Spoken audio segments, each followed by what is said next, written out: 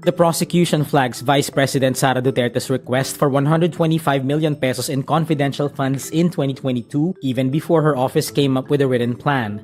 The Senate Impeachment Court issues a new subpoena to former DepEd Special Disbursing Officer Edward Fajarda. State prosecutors recommend charges against a non-commissioned police officer whose gun was used by her nephew in the fatal Tacloban school shooting. Benguet places the entire province under a state of calamity after weeks of heavy rain, landslides, and damaged roads. And Canada will impose retaliatory tariffs on U.S. goods after President Donald Trump's 50% levies on Canadian products.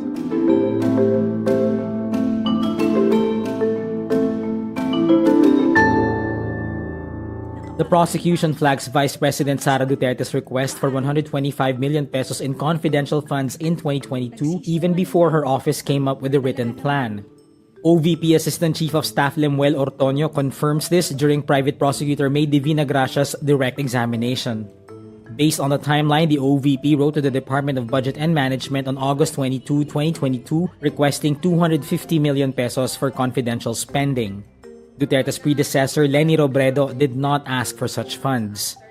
On September 15 that year, the DBM sought additional documents from the OVP, including a physical and financial plan, which Duterte wrote only on September 16.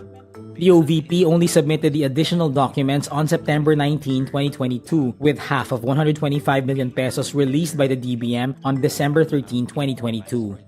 The funds were encashed by the OVP in December 2022 and used up within 11 days. Hindi plano ang nagtakda ng halaga. Ang halaga ang nauna sa kahinabol ng plano.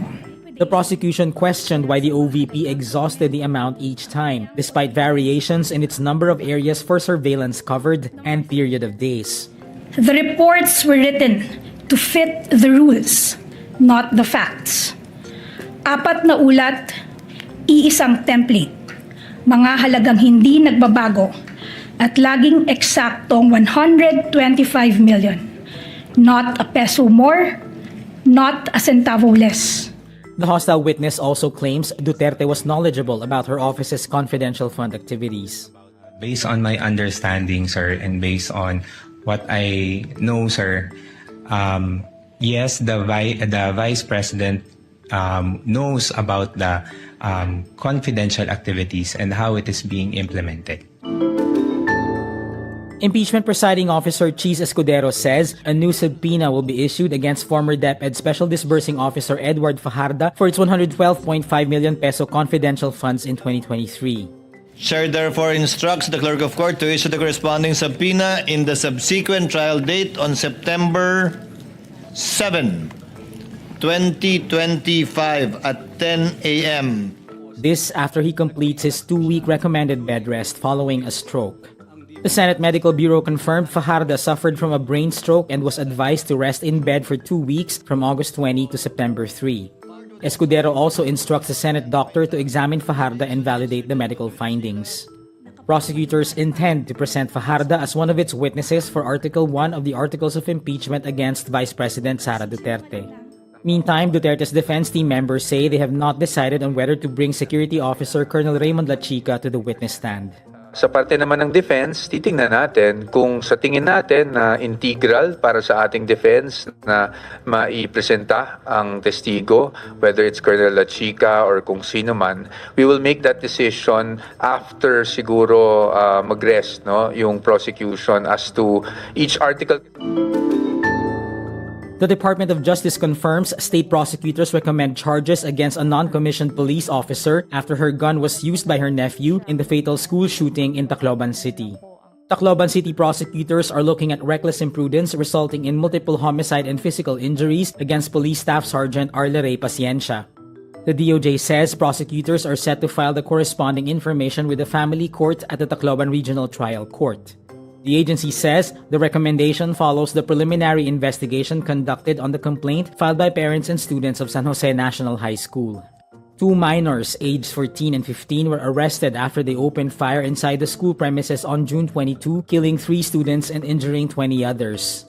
Paciencia is the aunt of the 14-year-old minor, with both minors now in the custody of the Regional Rehabilitation Center for the Youth in Tanawan, Leyte. Paciencia was relieved from duty amid an investigation into the school shooting. Meantime, medical groups push to postpone the Department of Education's nationwide active shooter drill, initially set for Tuesday, August 25, and urges for assessments and adopt discussion-based activities instead. The Philippine Psychiatric Association, the Philippine Society for Child and Adolescent Psychiatry, and the Philippine Pediatric Society warn there is currently no evidence showing that simulations prevent attacks from happening. The groups note, exercise could only expose students to hyper-realistic scenarios of violence and cause lasting psychological harm. The Benguet provincial government places the entire province under a state of calamity. This after weeks of heavy rain, landslides, and damaged roads pushed losses past 1 billion pesos. Around 40,000 people or 13,000 families were affected, with significant losses in infrastructure and agriculture. Roads and bridges accounted for the biggest share of infrastructure losses at 708 million pesos. Agricultural losses include around 318 million pesos in crops and agricultural facilities. The prolonged severe weather triggered landslides and soil collapses, damaged roads and other public infrastructure, and caused substantial agricultural losses across the province. Canada will impose retaliatory tariffs on U.S. goods in response to President Donald Trump's 50% levies on Canadian products. This after trade talks collapsed between the two neighbors. Canada will match Washington's new tariffs dollar for dollar in order to protect Canadian workers, farmers, families, and businesses. The dollar-for-dollar tariffs on imports of U.S. steel, electronics, and other products will take effect on September 8.